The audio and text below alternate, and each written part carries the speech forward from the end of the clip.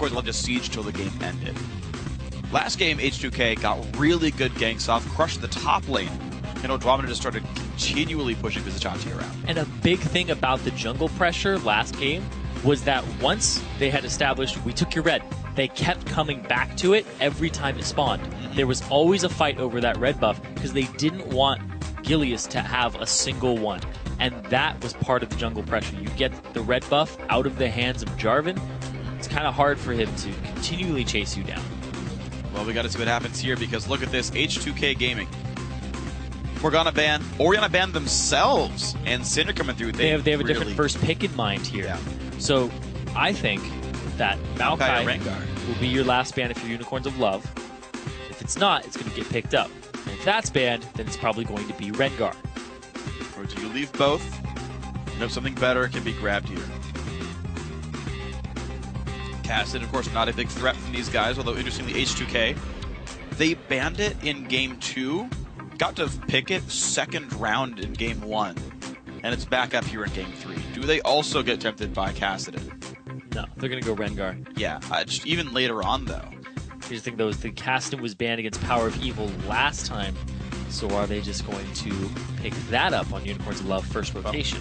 Orianna's gone. Now, to be fair, Orianna was the champion that beat up Cassid in here in Game 1, right? So that could allow H2K to get Cassid with less of a lane bully opponent. Maybe that works. Now, actually, like UOL grabbing Cog early, they could Cog Trist, deny hypercarries from Hjarnan. Jinx is disabled right now. And, of course, Power People plays mid-Cog. I don't know if you blind pick mid-Cog. He did that before, I believe. It was blind? I think he picked it pretty early on, and then they were like, okay, no, it's a blind pick Kog'Maw. The question is, though, are you okay playing a really scary no-escape mid laner against a Rengar? I don't know. Here's the thing, though. If you're H2K, you pick up your Tristana this rotation just because you're afraid of that happening? I don't know, because they could have picked Trist right here. Yeah. Right? There was no threat for Lee Sin being taken. UOL, I think they just want to deny Cog from Hjarnan and hope that's enough for them and have the option to move it around. This is why I like Cog. It's just room for UOL. You don't have to deny Trist. I might have called that myself if I were on the team, but it's UOL saying, look, this Cog can go either place. We can test out the lane matchups and threaten it either way. Oh, I'm just saying that H2K would most likely take Tristana this rotation, just so Unicorns of Love don't take it and have that flex pick for themselves. And Vardax can't find a late game champion for himself that's not Cog, and they gotta force him down. What if Curse Gaming was just like, Boy plays AP, Kog'Maw mid, and AD Tristana, so they pick anything. They pick both of them, and it's like, which one's going where? Yep. Well, Trist Nami comes through. Going to be AOD's second Nami in a row now, I believe. He played it in the last time around. He was actually playing in Summer Series 2 as well. But there's the bot lane. Trist Nami, very scary. Unicorns of Love still have to look at their top lane and mid lane picks. They have to show us support and one of these other solo lanes now at this point. I think they still look for that York vs Mundo matchup if possible, though. I think you leave top lane open for sure, and you force your mid to go blind. Because it worked so darn well last time. Yeah, Mundo seems to be contested in this series. Irelia is something that Vizicachi always wants to get his hands on and was banned last time. Oh. He's going to blind pick the York instead. Interesting. So Braum coming through against Nami. Braum Cog is a reasonably good lane, but I think it's pushed around a little bit by Trist Nami, though. I feel like it's a little bit difficult for UOL, unless they can get the ganks to happen. I do want to talk about Gilius picking Lee Sin more, though. We were talking about the flex picks. I like him going for an early game bully of Lee Sin. I think he can outfight Rengar in the one-on-one, and I think that this can help stymie H2K's early game aggression. I mean, in both cases, early game jungle pressure won the game, and so the more you can focus on that, the better you can set up your lanes. Yeah, I like that emphasis of that champion, and then in comparison to Rengar, tons of escapes, tons of gap closers, easy to close in and then keep him close. Right. Looks like they will opt into the Mundo versus Yorick anyway. We saw this matchup before, though. I know, and it didn't go well for H2K, but Hjarnan is going to lock in this Mundo for Odwamina. Ahri mid for Febiven. 3 champs in 3 games. Cass in game 1 got crushed. Orianna in game 2 dominated. And now a blind pick Ahri here in game 3. He's feeling confident. And here's the thing, too, is if it's an AP Kog'Maw versus Ahri, Still could be. It's kind of difficult for Kog'Maw to land any abilities on her post 6. It's true. She will just wrap around you, close that distance. She doesn't really care about the Void Ooze. Yeah, he can't self-peel. Yes, exactly. She will get in on him, and it's a really good counter to that matchup. Oh, Unicorns will love have to make the choice there. What? Oh, okay. Here's why I like it. So we talked about this in game 1. All right. Cassiopeia plus York is a really good combo because she belts out damage. When she dies, she comes back and then keeps belting out damage. Yep. High damage comp for UOL, supported by a Braum York frontline. Wow. So Power of Evil. We've And seen nothing you kill stays dead. Exactly. Oh, okay. Yeah. The Omen of Death. Right, and even just Kog'Maw being a Kog'Maw. Yes, exactly. He will come back up and at least do some damage with the passive. But yeah, Power of Evil, he's whipped out the AP Kog'Maw. He's whipping out the Cassiopeia now. Friggin' hype on that one. Cassiopeia versus Ahri. Not too great for Ahri in the early game. Yeah, and I think, so we talked about Kog having self-peel here. I think Cassiopeia has a much easier time here mid to late against Ahri, because when she goes in, you just toss the ulti out. And there's a really good chance you actually lock Ahri up with that stun. Yeah, okay, you'll be charmed while the stun comes out probably, but generally speaking, I feel like it works pretty well as the Cassiopeia. Could be proven wrong. We don't see her very much, but I have high hopes for this. Yeah, and she also has really good wave clear with her miasma. She's very good at actually, as long as you hit one spell, the rest are going to follow up, kind of like AP Urgot. Yeah, and I want to see what build he goes for, because we don't see a ton of Cassiopeia, but there are a lot of ways to play it. So there's a really tanky build where you rely on Riley's Leandries. Which Riley's did get buffed in AP, reduced in HP. 100 AP, I think it's 400 health now, but yeah, it's 20 more ability power. So you can go for a tankier sort of burn-based build, or you can go for, I believe it's like tier like death cap kind of, and you just have the mana pool and just a bunch of burst damage. Yes. The big thing about Cassiopeia is CDR is not a very good stat on her. It's ineffective on the E for the resets. Q, it doesn't stack anyway, the poison, and the base cooldown's the same as the duration on the poison in the first place, so more poisons don't really help. It gives you a couple more miasmas, and it gives you maybe another ult sooner, but you generally rely on tier for mana and then a bunch of ability power and durability. I want to see how he goes for it. Yeah, and the fact that her passive will cut mana costs as long as you get some out and have the mana to use the ability. It's so easy to stack tier on her. Oh yeah. Spam abilities all the time. Oh, that's my quote. That's a freak reference right there. They say the key to beauty lies. We never see her, so I never get to point it out. What do you think? Just one more taunt, come on. In case you guys missed it. 30 seconds. Scumbag Power of Evil. Wow. You know what? Whatever. You know, I'm done. UOL's gonna lose. Did it like once or twice. I know. Well, that was the joke a couple times, though. When he hops around, it's the joke. When she crawls on the ground and gestures, that's the taunt. And what does she say with the freak quote? She says, "You think I'm a freak? Let me get on your level." And she has one other quote too. I think she has that's a I think a rare taunt. There's another one she normally does. Anyway, the Cassiopeia, very very rare sight here on the Summoner's Rift. Hey, I mean, Rengar likes to hunt rare game, you know, it's the thrill of the hunt. Never killed a Cassiopeia before. Oh, sorry, the pronunciation is Cassiopeia. It's not like Cassiopeia.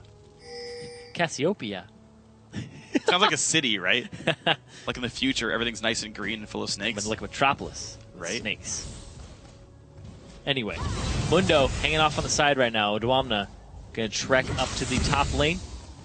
He's going to miss a few creeps, I think. Yeah, he's going to be a little bit far down, but he wanted to make sure nothing cheeky happened in this lane right there. Power of Evil playing very aggressive early on. Of course, Rengar's low threat pre-6 to him, so Power of Evil going to play pretty aggressively. Did run Ignite, wants to play his lane out.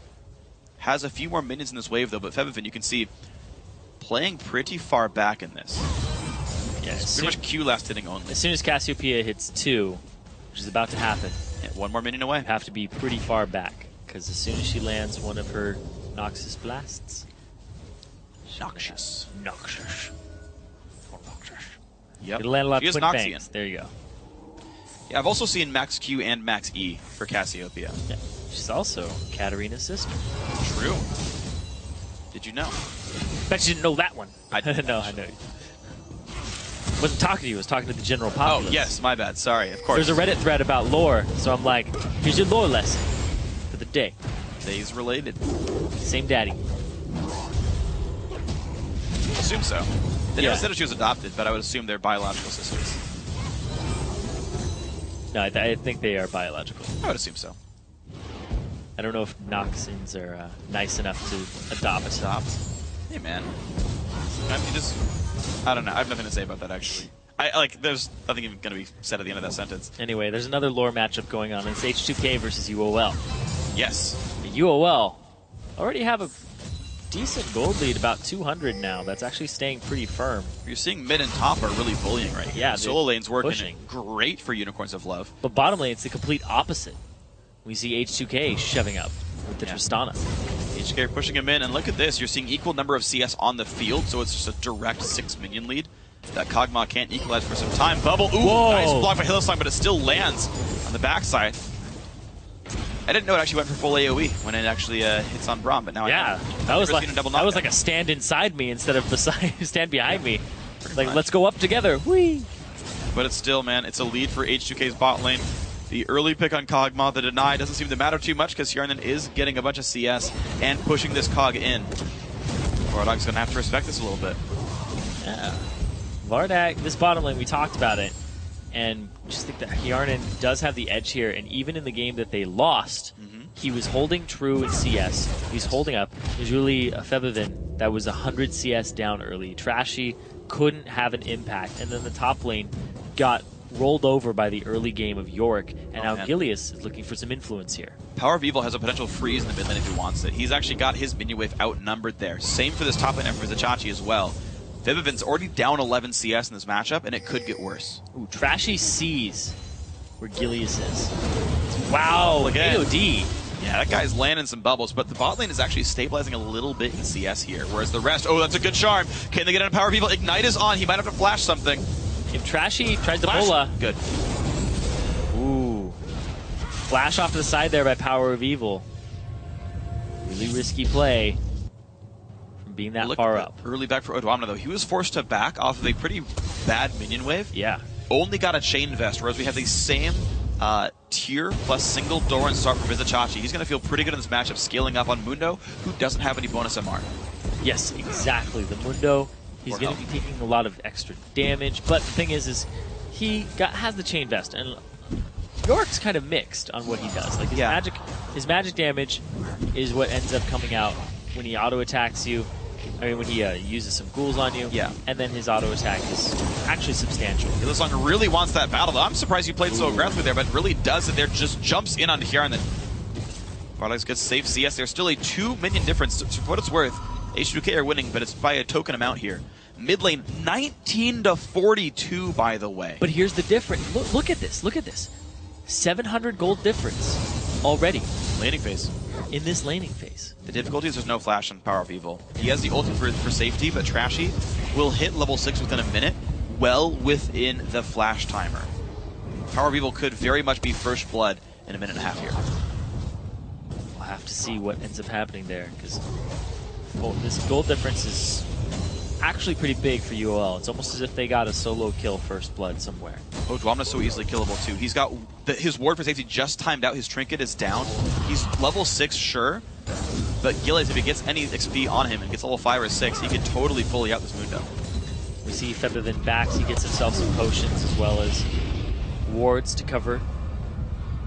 There's Odwamna popping the ultimate just for the regen, because this matchup is really bully oriented from the Yorick side early.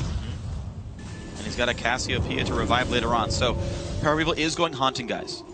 So it looks like the slightly tankier burning-based build for the Snake Lady. Minions dying out. Hillsong and Vardog still trying to see as best they can. They have not backed yet. Wow. Level. AOD.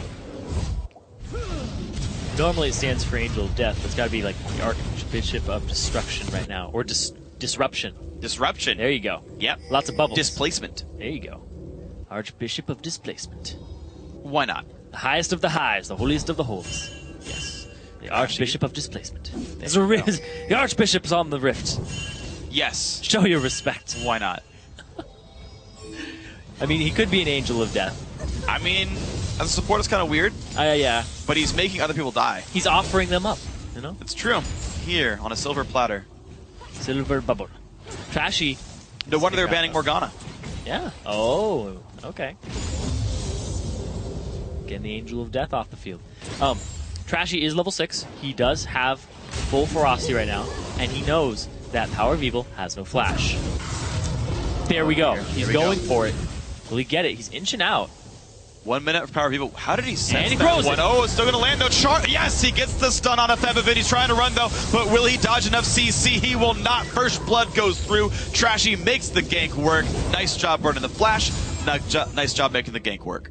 Trashy actually bola'd a minion there with the first bola coming out. Wow. Yes. The charm is what ended up landing right before the stun that caused him to stay in range, so Power of Evil ended up going down. Big play there. Capitalized right away on this dragon. This is good stuff by them. Trashy had to wait till 6 to make it work, but he got level 6. He got the gank in. He was not held down by Gilius, and they get a dragon and a 1,000 gold lead because of it. That's exactly what they needed, because they were struggling in the laning phase for a bit, because mid lane down about 10 CS before that happened. Top lane down about 20. And now Gilius, he's actually coming behind Odwamna. He's going to kick him. Kicks Odwamna into the team. His flash is still up there. Pops the ulti, flashes, but doesn't need to. Vizicachi gets the kill and the summoner lead. You need to flash earlier than that. Possibly to the other side of Mundo. You never know. Yeah. Or the other side of Lee Sin, yeah. Go. Other side of himself. Kind of how flash always works. You would hope. Doesn't always work. Sometimes you flash in place. It's true. You're next to a wall. You don't go all the way across. But Febivin, we could lose it to red buff. I think he still got it, though. Nope. Wait. Yeah, okay, sorry. Yep. Rengar had blue buff from killing Power of Evil, so I got really confused when he had a blue buff on him. But Febivin did get that. Power of Evil did get himself the Wraith Camp. Haunting Guys is done. Actually, Febivin has closed it back to a 5 CS game. So Trashy relieved a lot of pressure there with that game. Yarded. Not taking the auto attacks. The Braum passive. Needs to be more emphasis on this top lane, and Trashy looks like he might deliver. He has his ultimate available. He has the 5 Ferocity. Looking for it. Trashy's a go. Vizicachi has flash. Odwamna does not. He sees that Rengar's coming. Flashes the bola. But that is a basically 2-minute cooldown for a 5-minute cooldown. Yeah. If you're any good at math, it's worth. True. 5 minus 2. Worth. I didn't know that worth was equal to 3. Sometimes it is. It's lucky number worth. Good to know. Lucky number worth.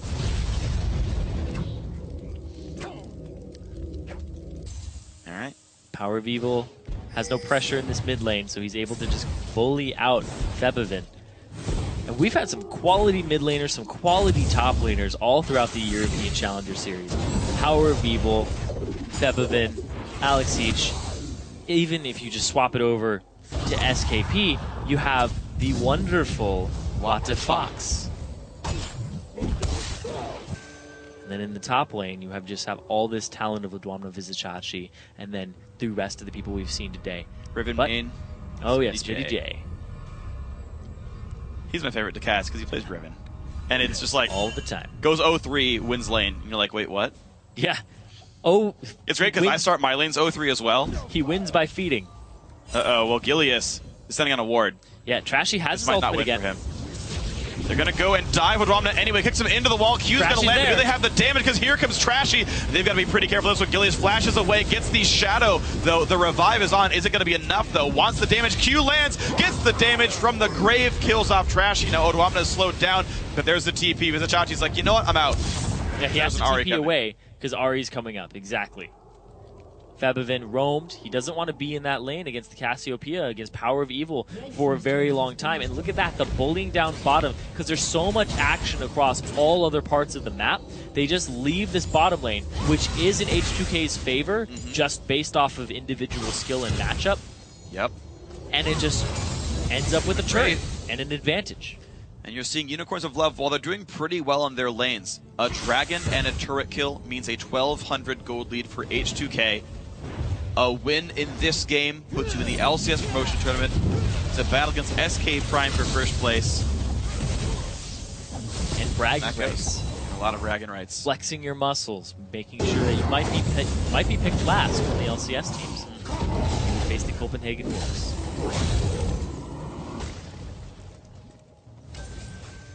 These playoffs mean so much for the future of these two teams. It really does. And all 6 teams that were involved. We'll only have 3 at the very end of it all. We're down to 4. We already know one of our winners. We'll be seeing SK Prime in about a month, fighting for an LCS spot. We'll see them in Will 2 join days. them. We will also see them in the finals in 2 days. One of these 2 teams will be joining them, and then one of these 2 teams or NIP will make the 3rd. Trashy looking for his way into the top lane. He does not get spotted, and he has his ultimate. Wards watch for counter ganks, none are available. Look how many freaking wards are on this eastern jungle. Dragon is completely secure for H2K. They have been playing a vision game almost Trashy's entirely. around. Gilius There walking he is. right into Trashy. Lands the Q though, trying to fight back. Forces the ulti out of Trashy. Out they go. Bebevin, do you chase? No. There's a minute on that dragon. That's actually pretty good for UOL. Oh, They did not want to get engaged on. This is actually a lot of summoners, a lot of important ultimates down from H2K by the time Dragon comes up. yeah, and no summoners blown from UOL. Actually, Vizichachi wants to be a part of this fight. He treks his way down and leaves Odwamna up in the top. I think they got the timer wrong. They're 30 seconds early on Dragon here. They're grouping up a little bit for the mid lane, but there's nothing to really fight for right now. They're going to get ward control, but you've got 20 seconds of Odwamna pushing top lane, killing a turret, and then TPing down. Yeah, he's gonna be able to kill this fairly quickly. They don't have timer. Look how long they're waiting around. Yeah, it's taking them quite a long time, and they can poke Gilius here. Top lane adder goes down because of this roam. They'll kill some wards, but they're going to be able to be collapsed upon. It's up now. Odwamna's going to recall, heal, and he can TP right in with ulti. And there are wards placed behind UOL from the earlier placement. Trashy doesn't have his ultimate yet, but where's the TP? Teleport. They can burn it down, though. They can kill this really fast. Trashy in the other wings. There we go. Dragon They getting got picked Gilius. up. Gilius is rooted. Nice ulti from Power People. Goes back on to Trash, but he's getting hit by Hjarnan right now. Flashes the wall. First kill picked up. Hjarnan now separated. In comes Alright, blocks everything from the shield, though. And Gilius now in the middle of this mix. Damage comes down to Odwamna. Can they chase him? Nice briefcase going to slow down Power People. Hylissang got to be careful on this Braum. Q lands. Gilius, can he make any more plays? Flash forced by Odwamna. Bubble onto Vardogs, but that is a kill, and the Dragon UOL ties the game up. The fact that H2K didn't have Trashy's ultimate and didn't have AOD's ultimate were huge. They needed that disruption, and they needed that pick with the extra ferocity on somebody like Power of Evil or Vardags. He couldn't close the distance to Dragon, and now they're sieging up this mid lane turret. They're doing some pretty good damage on it right now, down below half HP, but the respawns are coming in. Thing is, AOD are like out of health and mana. Unicorns of Love are low, but they do not want to risk this. They don't want to tempt fate, get jumped on by a full ferocity Rengar. They're going to back off. Gilius to grab red buff, cash in his conservation stacks. And Unicorns of Love will go back to the laning phase. Really, Power of Evil just has Spell Pen at this point, and pretty much negates the Athenes and Holy Grail. It's just some extra AP, cooldown reduction in the face of Cassiopeia. Rylai's. And it is a Rylai's. He is going to go for the burn build here on Cassiopeia. It'll make him very durable. He had to burn Flash last fight because of Hjarnan hitting him. Now, thankfully for him, that Flash will be back up for the next Dragon, but also it means for the next 3 to 4 minutes, Trashy can make him die. Yes, he can get on him with his Trashy ultimate. Bebevin. He can probably get Destroy that guy. 1 or 2 ganks off in that time. Yeah. We'll have to see. With that cooldown reduction, he's got 2. Oh yeah, some power spikes here. The IE out for Hjarnan, but the Trinity Force for Vardax. So it looks like they're going to send him mid and have the Trinity Force chunking on turrets be their aim. REQ is on cooldown. There's the push on in. Charm's not going to land. Turret in the mid lane goes down. The first of the game for UOL. Put the game back to tied. Looks like some farm caught H2K up for a while. Bot lane has a big wave that no one's touching right now and is about to crash into UOL's turret. There we go. Okay, Cog's going. 17 minutes into this game, even across the board, in terms of gold. Yeah, you're within 10 CS in every matchup. Support's not counting because it's free. Turrets are 1 apart. Dragons are equal. This is anyone's game right now.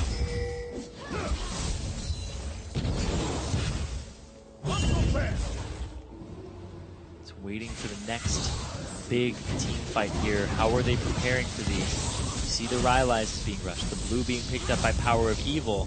At the same time, it's like I think DFG would be what Forbidden would go for next. Try to assassinate somebody and pick them off. I wonder, actually. I don't know if I see a lot of DFG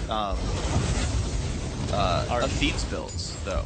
Yeah, usually you don't, but it'll give you the max cooldown reduction.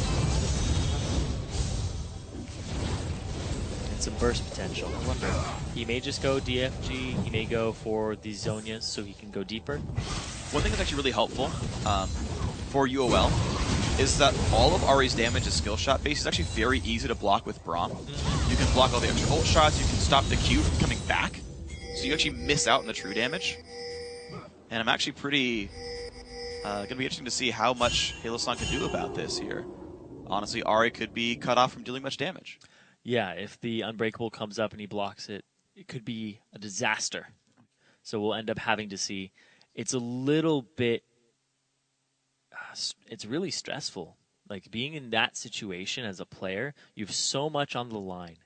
You are in your do-or-die game. Yeah. I mean, if you lose this, you do go down to the 3rd, 4th place match, but you don't want to be in that situation. You want to be secure in the finals as soon as possible. Yeah. Like, that is an extremely stressful situation to be in. And the fact that nobody's run away with the game just makes it even more tense. And the later the game goes, the more your mistakes are worth. That's true. And I think this is why we're seeing them basically play these measured dragon fights mostly. Because you've played enough games here. Both these teams have played together for a while.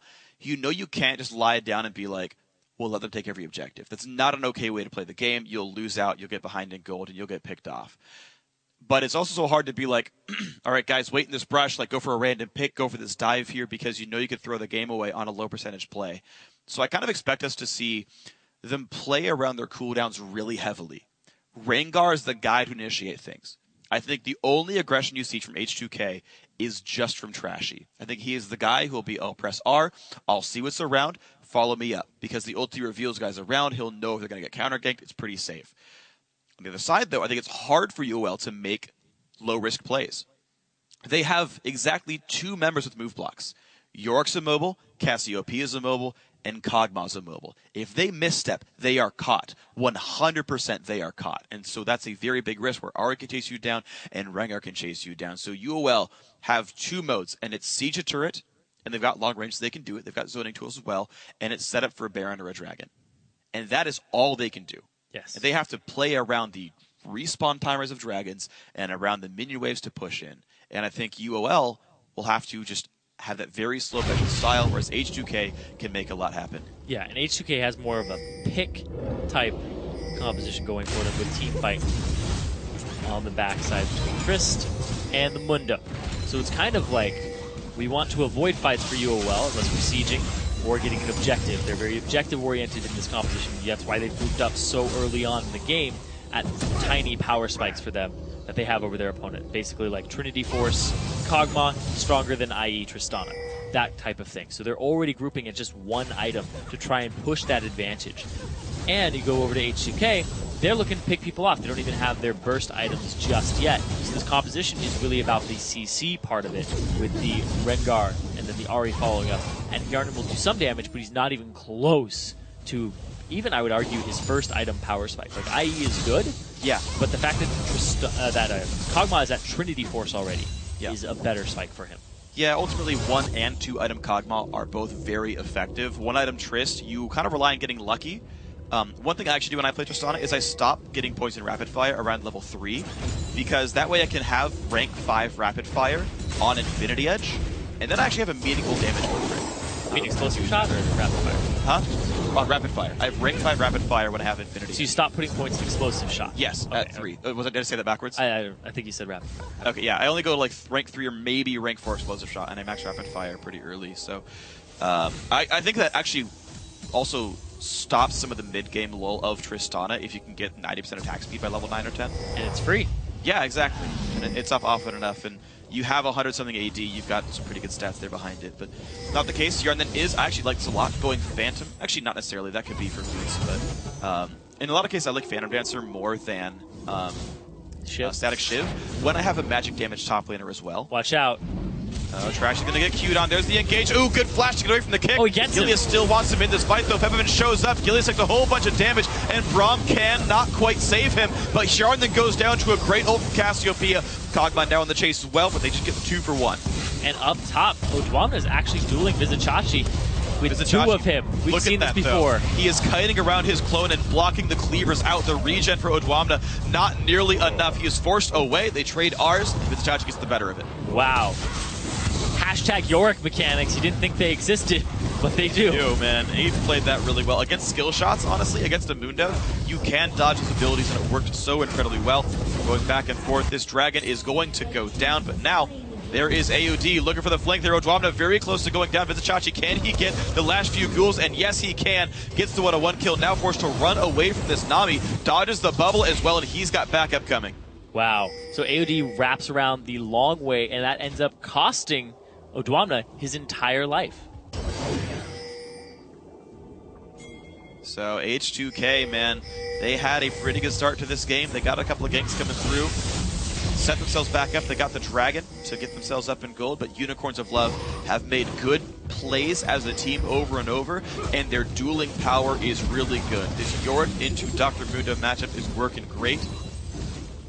Unicorns of Love are poised to make this game 3 theirs with a 3,000 gold lead. And for Bevan completing his Deathfire grasp, he's now ready to start assassinating people and taking them off the map. He has reached one of his power spikes. But then on the flip side, Power Evil, Rylai's, and Leandri's completed now for himself.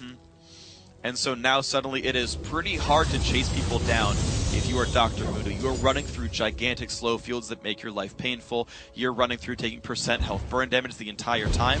And Power of Evil has 2,200 health, 42 MR, 68 armor. He's not a tank, but he's at least not going to get one shot. Yeah, you'd have to land pretty much every Ahri ability solely on him and all charges of your Spirit Rush. Yeah, it is DFG Ahri, by the way. I'm surprised by that, but it's the choice here. No Sork Shoes yet, so he actually really needs some Magic Vent to deal more damage. But he will actually be able to chunk the Cassiopeia fairly well. See if that happens. The beginnings of Blade of the Ruin King coming in for Vardog, so he will continue to do very well at cutting through champions like Mundo. Yeah. Mundo, he hasn't been doing too well for himself, especially in comparison to Vizicachi, who's doing astronomically well on that Yorick. One of the best Yoricks I've seen. Absolutely 2-0-1, getting solo kills in his lane now at this point. You're seeing the wave clear rather strong from UOL. Like, Kog'Maw plus Cassiopeia is so darn good at that. Minions get slowed down multiple times, they don't have to go anywhere, and they just take a bunch of their health and damage. So, sieging hard for H2K, I think they really have to play around the Rengar ultimates, they have to play around the picks. The problem is they're being pressured in by the Yorick. So as long as Vizicachi holds ward control, there's no easy way for H2K to break that. That split push game, because I don't think it gets any better for Mundo. I think he continues to start losing out as the Tear of the Goddess charges up and Manamuna gains more damage. And especially since he'll be able to use the Omen of Death on himself and just have another version that blocks all of the cleavers. Like, if Odwamna was in a vacuum and he could just throw cleavers at him and hit every one of them, his damage output would be much higher and he'd be able to win the duels. But the fact that the Omen of Death is there, here's the thing though. How's Trashy going to get in there? We try, but it's not going to happen there. Scared him away. Nothing at all picked up, man. H2K are trying to play around that, but you just see UOL playing against the Rengar really nicely. Kog'Maw still pushing the bot lane. They already knew Rengar was on the other side. He's actually got ward control to watch for any possible flank. Like, he sees Trist right now, knows he's safe. Bot lane push is going to happen no matter what. UOL, though, going to get jumped into the mid lane. Look at that. The ball gets stopped by Hylissang. Takes a bunch of damage, pops a bunch of ultis, but that is the first kill picked up there by Odwamna. Bottom lane out of turret goes down, but H2K gets the kill. Wow, so they collapse onto the fight there. AOD with the engage from the side, but it was really the charm that got Hylissang to die. Wow, at the same time though, Vizicachi, he's going to get himself some damage on this tier 2 just by split pushing, and they're going with really a 1-3-1. Yeah, and this team is there to defend him, so there's no flank potential there at all. Vizicachi takes a bit of damage, but he can heal that one right back up. And this turret now under heavy fire from Cassiopeia now as well. You gotta be careful though, they are a bit outnumbered with their support still dead. Looks like no engage really gonna come through. It's still taking damage. Unicorns of Love really like trying to siege to win their game. And you can see when there's no way to get that free fight, they just try so hard to knock down turrets. Yeah, they're splitting their siege too, and then having it be, we have 3 members in the middle, we have 1 on each of the side lanes, and as soon as one of the side lanes pushes up, that mid lane that was pushed rotates and wraps around to the other side lane, whether it be top or bottom. You give yourself a lot of options in this play, but you need the ward coverage to back it up. The problem now as well is that H2K bought enough time to, I think, power up. Because you've got the 2 item spike now done for Tristana, which means Vardogs can no longer easily win the one-on-ones. Even with Ruin King done, Ruin King is not as good as Shiv in this kind of a matchup, when you're facing an AD carry especially. So Jarn now, I think, wins that 1v1, barring horrible crit luck. But you see Fabiven have to carry a lot of power people's damage. You can see Magic Pen Riley's Cassiopeia is pretty scary. Yeah, it shreds a whole bunch, especially against somebody like Mundo. He'll have a lot of persistent damage, and the slow factor of it means that if you get hit by 1 Cassiopeia ability, you're most likely not getting away, because she's going to continually hit you with more and slow you. Yep, she speeds herself up, she slows you down. Exactly. Another thing on top of that, in terms of item power spikes, Vizicachi has the Muramana completed. He's ready to just start dueling people. He's going for the split push team fight tank, the contribution. He's going for the split push. Extra member. He's going Triforce, man. Oh yeah, he is going just full split push there. So the Spirit Visage I like because CDR is a good stat on him. Getting more ghouls out is great. Getting the health back is great as well. And R is a great stat against Dr. Mundo. But now the Trinity Force comes in. It's interesting he didn't go for a Iceborne Gauntlet instead. This is higher damage, but Iceborne lets you chase people, and it's a bit tankier, but he says, nope, I want the damage output. Now Dragon attempted one more time. Both teleports are up. Unicorns of Love start this first. They do have a 3,000 gold lead, and they can't stop Vizicachi. Top lane turret goes down, and now with a battle begin, neither top laner can stop TPs. There's the engagement of Hillside. Oh my god, they killed him. Right now, it is the Dragon going Trashy over to H2K, and now who can win the fight? Sharna gets exploded by power of evil. The fight is continuing. Taunted. The ulti popped onto Vardogs to keep him respawning in this one, and they will try to chase down onto Odwamda. But it is a, looks like 3-for-1 so far. Vizicachi trying to chase down Febiven. Odwamda going to take a fair bit of damage. This should be a kill for the Cassiopeia. Yes, indeed. And now Vizicachi's still on the chase. Febiven so close to dead. Oh, he the flash away from the bubble. The heal comes out, though, and he's not going to win the duel. One more spell. Almost gets it, but no, the shutdown to AOD. That is a 4-2 plus the Dragon for H2K. That was so close. Just on the overall, an amazing team fight from both teams. The Dragon does go over to H2K, though, with the smite of Trashy that starts off the fight here. Hylissang, taunted, completely destroyed. Vardags over here. Febiven is just skill-shotting out of his mind right now. Lands the charm, lands the Orb of Deception. After he used the Orb of Deception over on Gilius, Odwamne, he spends his time running around, and AOD was already zoned up. So he's trying to find his way back into this fight, and he decides, I gotta save Febiven. The flash of the bubble was great, but then Vizicachi gets charmed and doesn't overcommit to it. But it ends up costing his life anyway, because he had a moment of hesitation. Yeah, the heal coming out of AOD saved his life instead of that one getting 1. Instead of being 3-for-3, 4-for-2. The revived Kog'Maw did plenty of damage, did help knock down the Dr. Mundo, but can only do so much. Wow. Febiven just skill-shotted out of his mind on those last couple of plays. Multiple charms all landing, Orb of Deception, full damage back and forth. Really just... And now a blue buff. MVP of that little fight. Yeah, completely agree.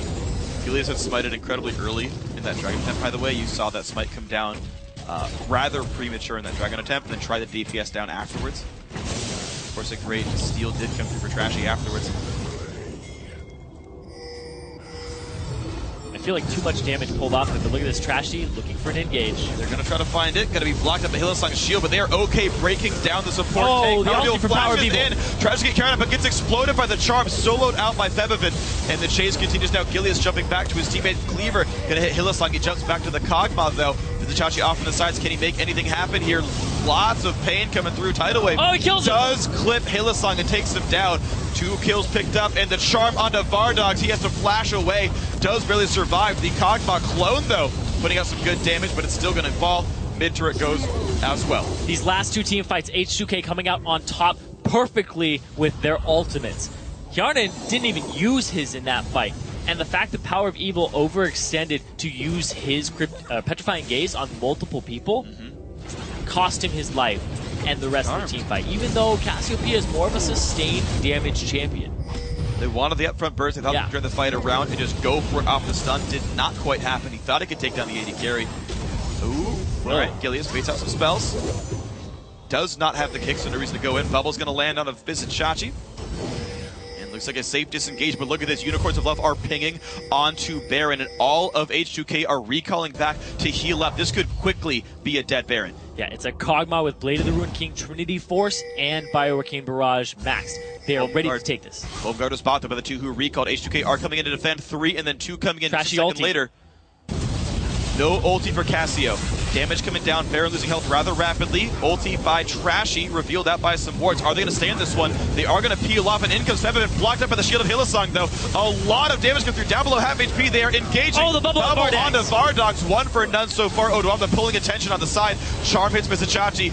Good disengage by H2K. Gilius low on health, but no, they're going to catch Odwamna. Maybe not quite enough, though. He actually gets away. Another slow comes down. Wow, just a crazy fight right there. We ended up seeing Hylissang die, but they stopped the Baron. That is exactly what H2K wanted.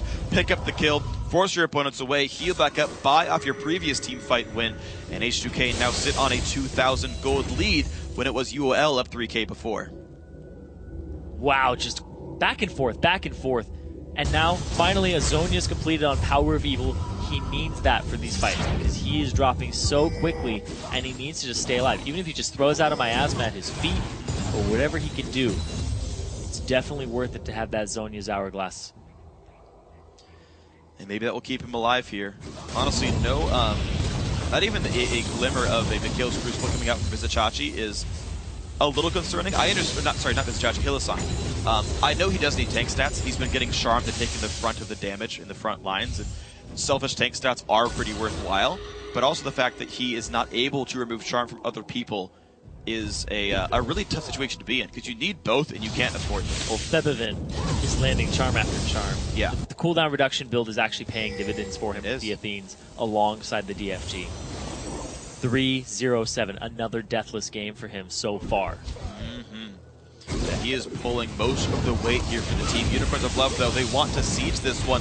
This is how they try to press advantage. Vizicsacsi pulls aggro, got to be a bit careful. Speaking of pulling weight, he's off on the side, not pulling his weight. Not a part of that wave clear at all, and it's one of the reasons that UOL decided to siege up the mid. Dragon in 19 seconds, starting to form up for it. Unicorns of Love are in the right spot for this time. Gilius needs to land his smite properly this time. This would have been a gold lead UOL if he had secured Dragon, instead of the other way around. Miasma used to try to push the team backwards a little bit more. And you're seeing ward control come down, dodging away from the slows. Dragon now back alive. Trashy has ultimate and full ferocity. Every ult and almost every single summoner is up right now on both sides. Dragon is pulled. Hylissang in the front lines. Vardogs playing a little bit forward, though. It's a bit of a threat there. Again, Miasma used to try to zone away Dr. Mundo. More damage being done to Dragon here. If a team loses this fight substantially, their base will be cracked. Miasma zoning, where is it right now? Not up at this time. Power of Evil actually fairly low on mana. Trashy ultied. Trashy gonna go. Hylissang's caught.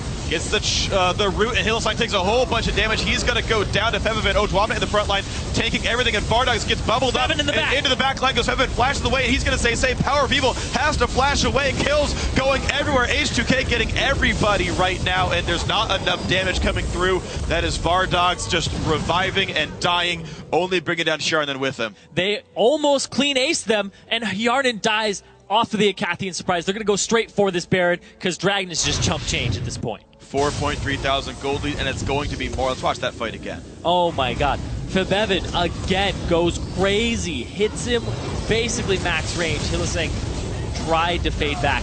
AOD, great tidal wave down the entire lane of that Dragon.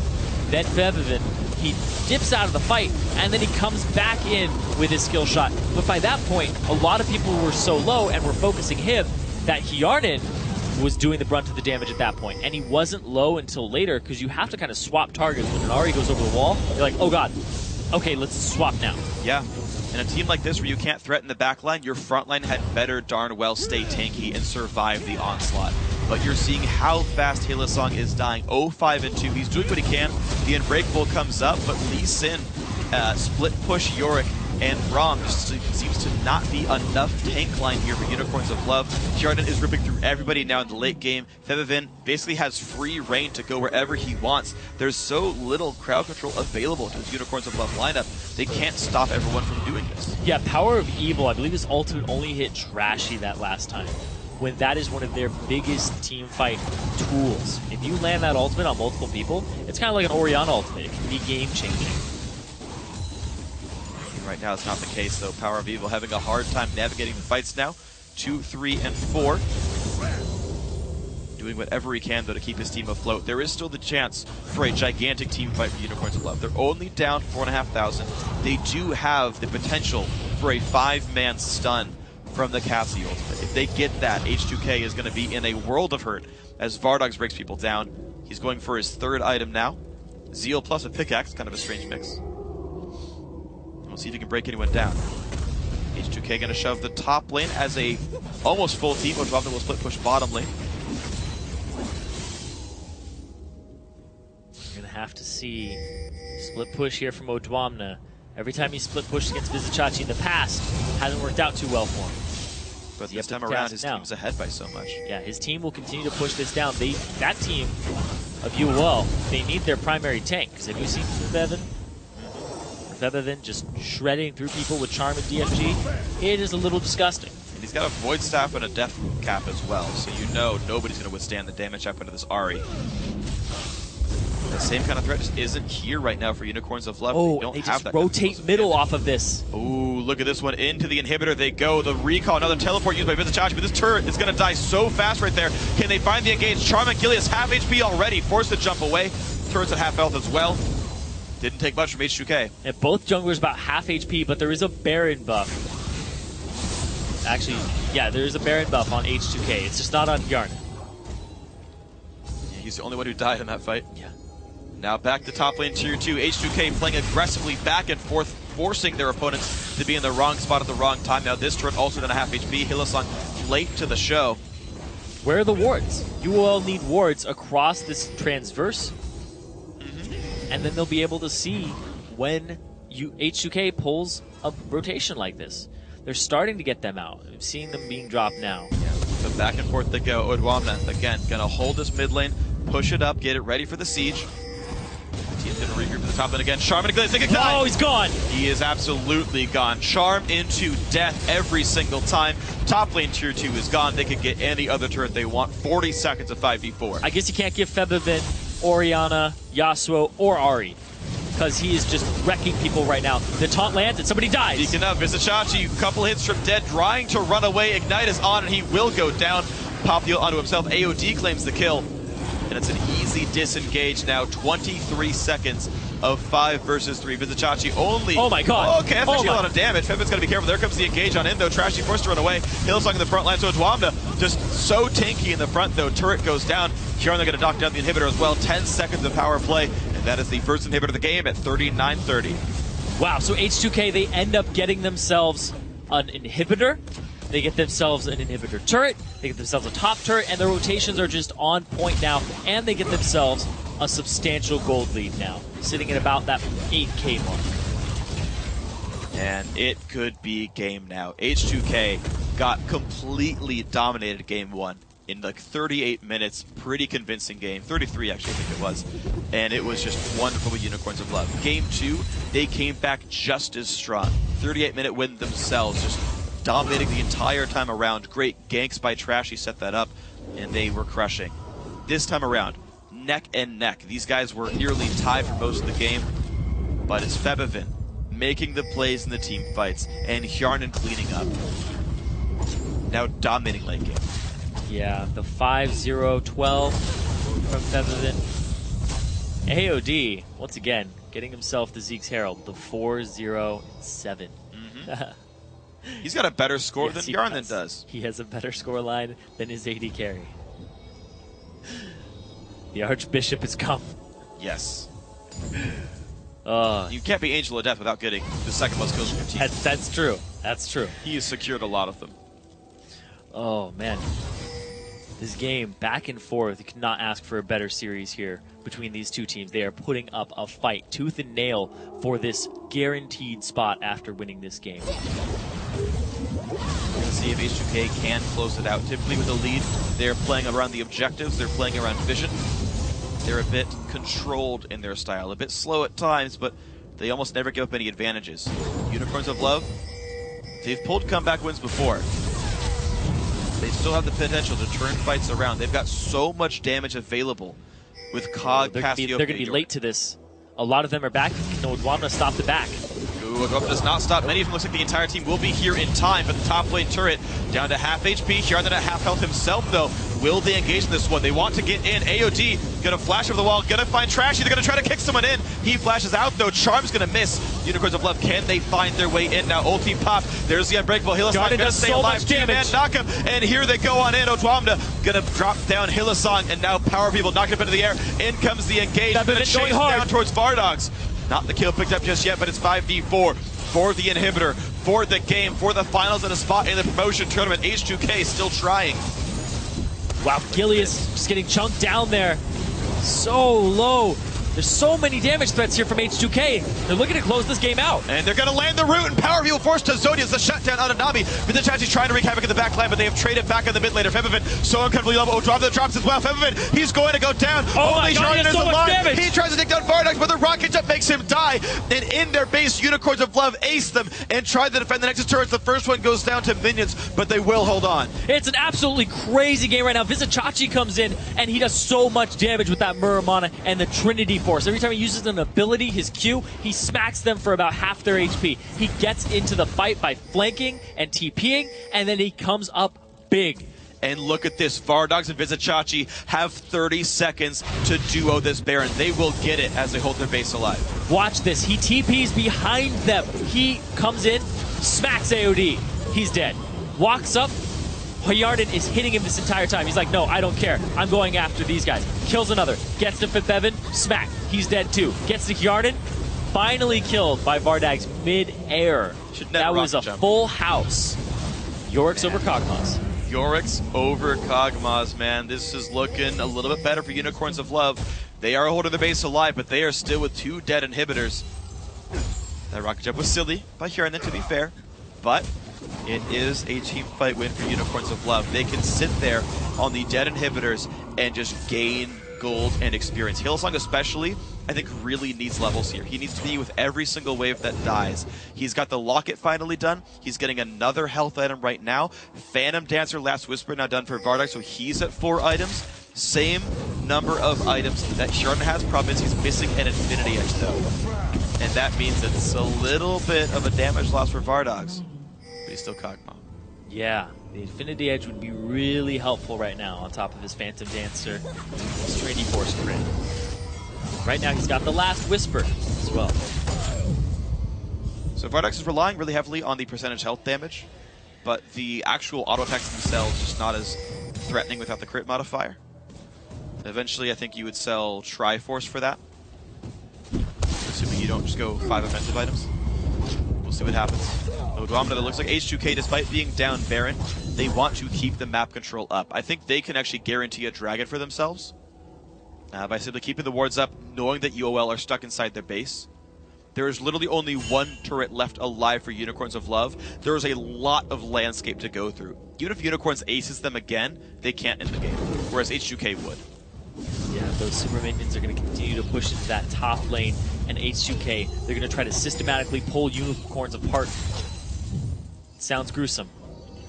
It's true, though. But it's going to happen. At least that's the attempt. Sell the horn for scrap. Ah, for the ivory. The hooves going to make some glue. I don't even know if unicorn horns are made of ivory. Unicorns aren't real. Oh, maybe they're made of silver. Ah, that's true. It seems like the mystical element, you know? Silver? The mystical element. Well, I mean, like, it kills ghosts and, like, vampires and stuff. What? Not vampires. Kills Werewolves. Werewolves, sorry. Close enough. I didn't watch Twilight. I'm sorry. I don't know my vampire lore very well. That was the trolliest thing I could have possibly said. That was great. Did you mean to be Yeah, trolling? it was supposed to be offensive to everyone who actually really likes like vampire mythos. Oh. So you were just trolling about the silver. No, that one I just got wrong. Oh, okay. But Vardox is stuck in his base while the siege is happening for H2K, though. They are about to close this game out, even despite getting aced and losing Baron. Odwamna in the front lines, trashing there as well. Bubble into Vizichachi, who cannot flank right now. Not just yet anyway. Hylissang, a bit tankier himself, has some shields. And H2K, they have some windows here because there's so many super minions on the left side of the base right now. Vizichachi has to deal with them, and they're trying to siege up. Ooh, but he hits back. The minion pressure is gone. Can Power of Evil get a good ultimate in the next fight? Can he decide the entire game with this play? You gotta see, man. This could be big for either team. If H2K can no longer win team fights because they've been outscaled, they have to somehow, with their guile, find a way into this game. Of course, they have a lot of room to work with. Again, if they lose a fight, they don't lose the game. Because if they win just one, they end it. Unicorns of Love cannot make mistakes here anymore. But they just might be the stronger team. They've stalled it out long enough. With Yorick, a lot of fights turn into 6v5s. Odwamna is huge. He's very hard to shred through. So it's on Vardags. He is on his way to that Infinity Edge.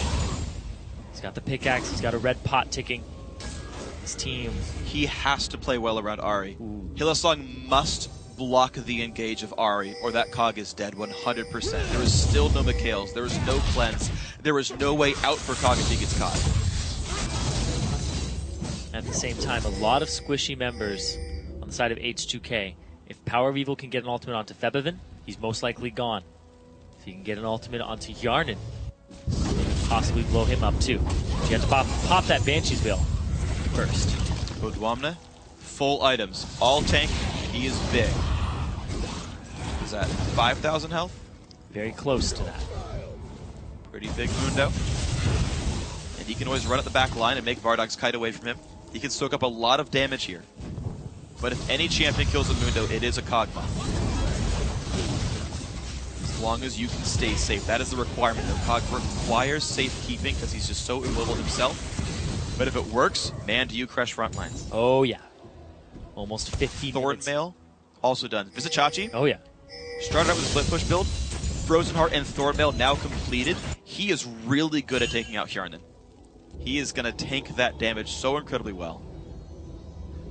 And Hjarnan actually stymied his build a little bit. Thing is, I think Hjarnan's pretty safe here. I don't think he needs a Banshees, because nothing can really reach him. And to me, like having another Bloodthirster or like a Fan Advancer added to actually break through Vizichachi's tank stats would actually be an improvement. I don't know. He's got the Zeke's Herald, which will help a little bit. That's true. That's why I say Fan Advancer. I think your lifesteal holds up against Thornmail, but 30 more crit is massive. You hit attack speed cap. Like Rapid Fire becomes kind of useless. That's definitely true. But 30 more crit is such a big damage increase. And then you can just like sell for like Merc Treads or Boots of Swiftness even. I don't know. It's honestly really close to call. Or, like, safety is an important stat, to be fair. If you do get caught, you lose the game. AOD, hit with the Sonic Wave, no Resonating Strike follow-up. Vizichachi, though. Get poked down a bit. Oh, gonna the land. arm.